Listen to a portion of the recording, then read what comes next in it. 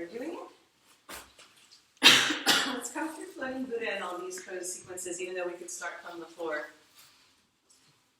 Floating Buddha is with the leg loops at the ankles. First thing we want to do is squeeze the legs together. Get the swing into the sweet spot. If it's twisted, it's also going to feel a little uncomfortable, so usually make sure I got it just right. If we go upside down, I usually regret it and come back. So once you're here, that's it. That's where the swing is. Okay? Legs come wide and wrap around. Peaceful warrior. Everybody say peaceful warrior. Peaceful warrior. And hang. Peaceful warriors just hang. No effort. We can get into peaceful warrior from chillaxing at the knees, the leg loops at the knees as well. Okay, so we're coming into Happy Buddha. Say Happy Buddha. Happy Buddha. Happy Buddha. Grab for the leg loops, get them off of your feet. Feet stay where they are. Do a little bit of a sit-up, bicep curl. So you're going to help get those onto the elbow creases, and the hands immediately come to prayer at the heart. Not the belly. See what I mean? So stay here and then press forward, expand. Press. Feet together. Happy. Is that what you remember, right? Mm-hmm. Amazing. Okay, so the next one is called arch. Please repeat after me. Arch. Okay, good. Squeeze the knees in slightly, get the leg loops on the outside by opening up the hands. Then arch and open. Arch. So lean back, so you're getting your chest to point down towards the ground, not your head. Can you feel the difference? Like you just lean back and arch into it. Feels really good. Breathe into that. Arch. Okay, so straighten the arms. Go ahead and let go of those leg loops. We're going to skip them for a second. So when you extend the arms back, we're still arching, right? This is upside down dog. Big stretch. I love this one. I'm actually like kind of pressing away. I can get like a little wiggle here. We'll do this when we do the vinyasa flip. So we're not going to hang out here. We're pulling forward for handstand. Handstand scorpion is feet together. We pull the feet over our head.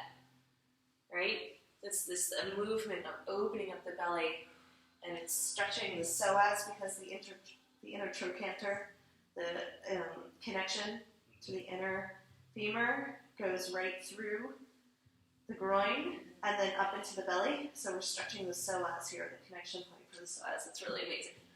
Okay, but not too much because all of a sudden your lower back will cramp. Okay, wide straddle handstand. Not engaged, lift your feet.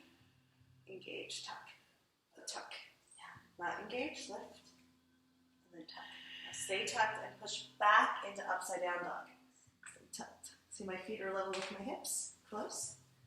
Now pull forward.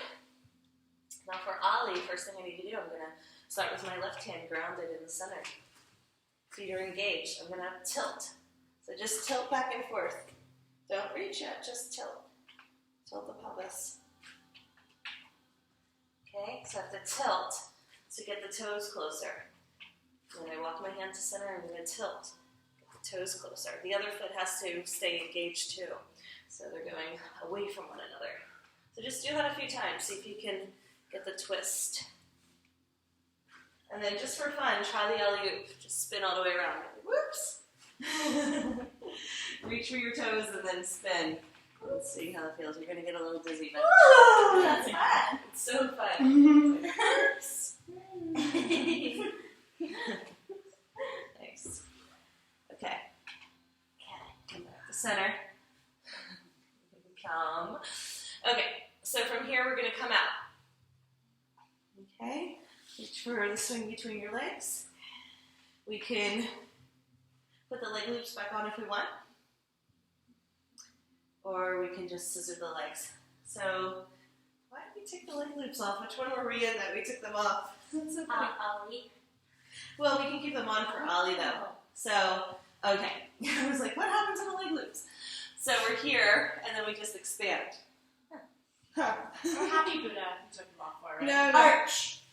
No. When we're in Archer. Oh, thank you. Yes. That's right. Sometimes we have them on, sometimes we don't. So we arch our handstand. Let's see. That's happy Arch. Yeah. Yeah, have to do an arch. Oh yeah, and then we let them go. Yeah. So if we want to come through our floating Buddha, we put them back on. If we want to come down, we're going to scissor the legs. So let's try scissoring the legs since we've done the other one before. You guys okay coming back up one more time? Yeah. So if the leg loops are hanging, which they are for a lot of these poses, we scissor. That's why we did these stomach ones, right? Yeah. And then you just bring one foot down.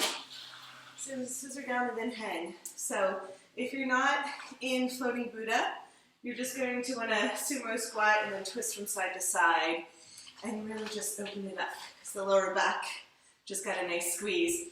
Even though it's really intense for the love handles, we are opening up the quadratus and getting like a little bit of pressure on the paraspinals, which will relieve a lot of lower back pain. So the whole band, that's why we don't want the swing on the kidneys. We want it down here so that the whole band along the iliac crest gets an opening. And this is actually really important for releasing the sacrum. So just by hanging, it opens up the lower back. Most people with lower back pain get instant relief with 5 minutes of hanging each day. That's really, for me, the main reason why I do the swing is to open up the lower back. But of course, from there, we can traction the neck. Right? When we're in Peaceful Warrior, like this, we can put the hands here, and pull down. So you can come into Peaceful Warrior for a second. No, you're fine, just bend your knees. Oh, okay. Peaceful Warrior. On. Peaceful Warrior. So you can just pull down gently on the back of the neck. And just traction.